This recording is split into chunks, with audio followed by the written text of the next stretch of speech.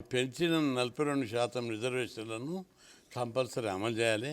దానికి చాలా టాక్ నడుస్తుంది, న్యాయపరంగా ఏమన్నా ఇబ్బందులు వస్తాయేమని. దాన్ని ఎదుర్కోవడానికి ఏం చేయాలి అని పలు సూచనలు చర్చ జరిగింది. కేవియట్ ఫైల్ చేయాలి, మంచి అడ్వకేట్లను సీనియర్ అడ్వకేట్లను పెట్టాలి, ఎక్కడంటే అక్కడ జాగ్రత్త చర్యలు తీసుకోవాలి, చాలా వరకు కేసులు కాకుండా చూడాలి. అయితే దాన్ని ఎట్లా సామరస్యంగా పరిష్కరించాలి.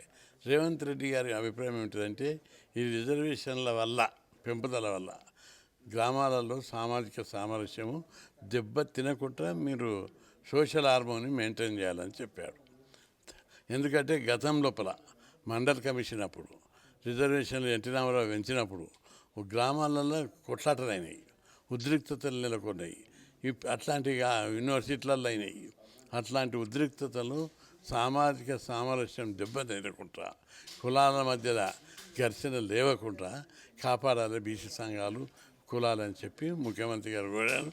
అందుకు సాధ్యమైనంత వరకు కేసులే పడవద్దు, పడితే కాంప్రమైజ్ ఫార్ములాలో పోవాలి అని చెప్పి డిస్కస్ చేయడం జరిగింది.